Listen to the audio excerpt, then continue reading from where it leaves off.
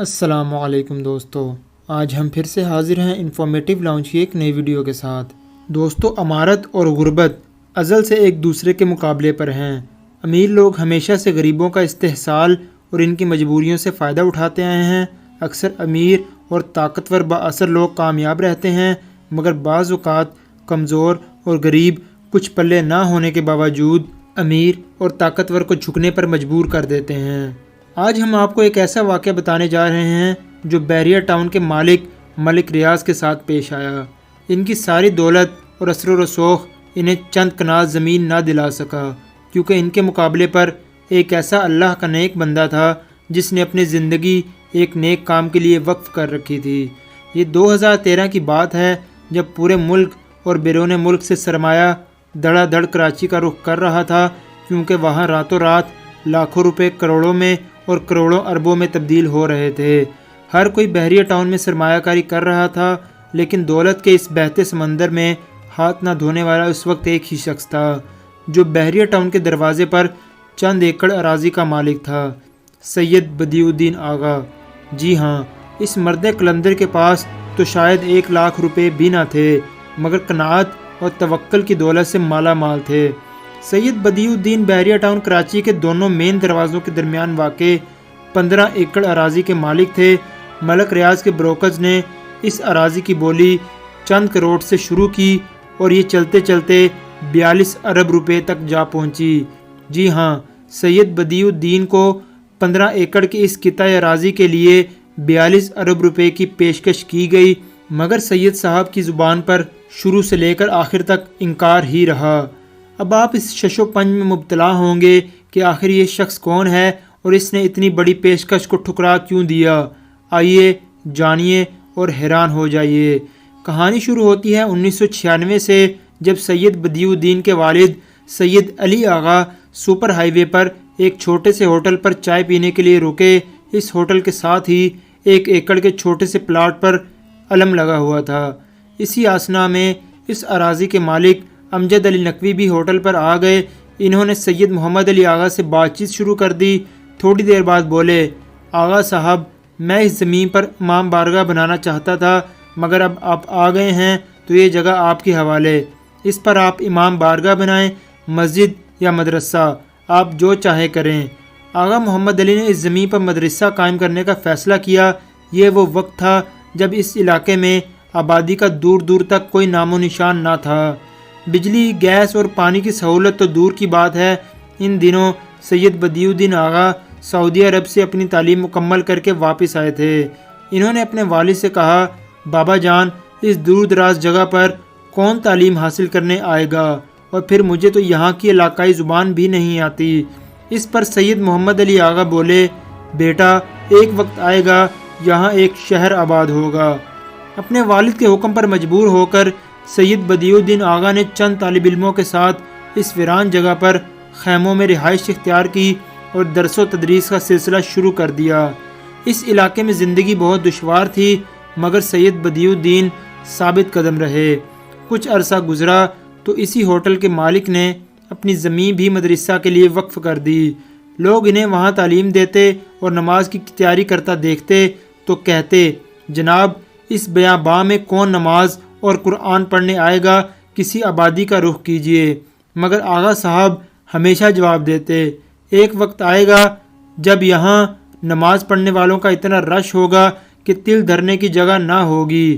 دیکھتے ہی دیکھتے 12 سال گزر گئے۔ اسی دوران امام بارگاہ والے امجد علی نقوی نے اپنی اور زمین آغا بدیع الدین کے حوالے کر دی، اور یوں یہ مدرسہ 15 ایکڑ اراضی پر محیط ہو گیا۔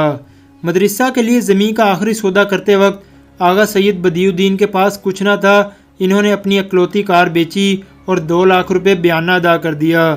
چند روز بعد عمرہ کے لیے مدینہ منورہ چلے گئے، وہاں روضہ رسول پر حاضری دی اور یوں گویا ہوئے، نانا جان، مدرسہ کی زمین کا بیانہ دے آیا ہوں، اب میرے پاس ادائیگی کے لیے اور کچھ بھی نہیں، کچھ نظر کرم فرمائیے۔ دعا کے بعد روضہ رسول سے باہر آئے اور پریشانی کے عالم میں کھڑے تھے کہ ایک شخص پاس آیا اور بولا، حضرت، کوئی پریشانی ہے تو بتائیے۔ آپ نے پہلے تو جواب دیا، کچھ نہیں، بس یوں ہی، مگر پھر فوراً خیال آیا کہ ابھی روضہ رسول پر عرضی ڈال کر آیا ہوں۔ اسی آسنا میں اس شخص نے دوبارہ پوچھا، حضور کوئی پریشانی لاحق ہے تو بولیے۔ آپ نے سارا ماجرا بیان کر دیا۔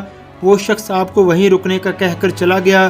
کچھ دیر بعد لوٹا تو نقد رقم اس کے ہاتھ میں تھی جو اس نے آغا سید بدیع الدین کے حوالے کر دی، اور یوں کالی کملی والے نے اس مدرسے کی زمین کے سودے کی ادائیگی میں اپنا حصہ ڈال دیا اور رقم ادائیگی کا بندوبست بھی ہو گیا۔ 2013 میں جب بحریہ ٹاؤن کا آغاز ہوا تو اس علاقے میں موجود گاؤں گوٹھ بکنا شروع ہوئے، جس کی جو قیمت لگی اس نے وصول کی اور اراضی بحریہ ٹاؤن والوں کو بیچ کر چلتا بنا۔ مگر پہلے روز سے آغا سید بدیع الدین کا مدرسہ اپنی جگہ پر قائم رہا اور آخر تک انکار ہی رہا۔ لالچ، دھمکی، منت سماجت ہر حربہ آزمایا گیا، مگر آغا صاحب نے مدرسہ کی زمین بیچنے سے انکار کر دیا۔ مدرسہ کی اراضی کے حصول کے لیے رقم کی پیشکش کروڑوں سے شروع ہوئی اور اربوں تک جا پہنچی، مگر آغا صاحب نے انکار کر دیا۔ بحریہ ٹاؤن یہ جگہ کیوں نہ لے سکا؟ آغا سید بدیع الدین نے مدرسہ کی اراضی فروخت کیوں نہ کی؟ یہ عقدہ بعد میں کھل گیا۔ آخری بار جب پولیس کی بھاری نفری نے بلڈوزروں اور ٹریکٹروں سمیت مدرسہ گرانے کے لیے اس علاقے کا گھیراؤ کیا تو آغا سید بدیع الدین نے ایک جملہ کہا تھا، ہم اہل بیت ازل سے مظلوم رہے ہیں اور ہمیشہ مظلوم رہیں گے، اسی میں ہماری بھلائی اور کامیابی ہے۔ ایک روز آغا صاحب کو پیغام ملا کہ ملک ریاض ملنا چاہتے ہیں، سیکیورٹی وجوہات کی بنا پر وہ خود نہیں آ سکتے، اگر آپ مہربانی کریں اور دفتر تشریف لے آئیں تو بہتر ہوگا۔ آپ نے حامی بھر لی اور ملک ریاض کے دفتر بحریہ ٹاؤن تشریف لے گئے۔ جب ملاقات ہوئی تو ملک ریاض نے پوچھا، جناب آپ کیا چاہتے ہیں؟ آغا صاحب بولے، جناب آپ نے بلایا ہے، آپ بتائیے آپ کیا چاہتے ہیں؟ ملک ریاض نے کہا، ہمیں اپنے ٹاؤن کے لیے آپ کی زمین درکار ہے، اس کی جو قیمت کہیں گے ہم ادا کرنے کو تیار ہیں۔ آغا صاحب نے کہا، حضور اگر آپ 1 انچ کے بدلے 1 کروڑ روپے بھی دیں تو ہم یہ زمین فروخت نہیں کریں گے، البتہ اگر زبردستی لینا چاہیں تو ہم مسکین لوگ ہیں، کاندھے پر چادر رکھیں گے اور چل دیں گے، یہ زمین آپ کو مبارک ہو۔ یہ سن کر ملک ریاض کچھ دیر خاموش رہے، پھر بولے، آغا صاحب ہمارا اس زمین پر کوئی دعویٰ نہیں، ہمیں یہ زمین نہ اب چاہیے نہ آئندہ کبھی آپ کو شکایت ہوگی۔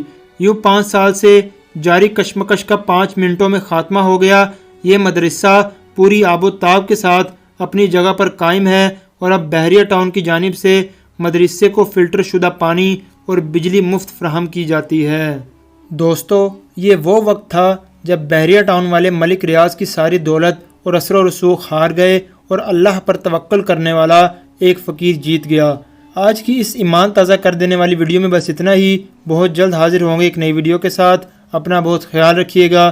اللہ حافظ۔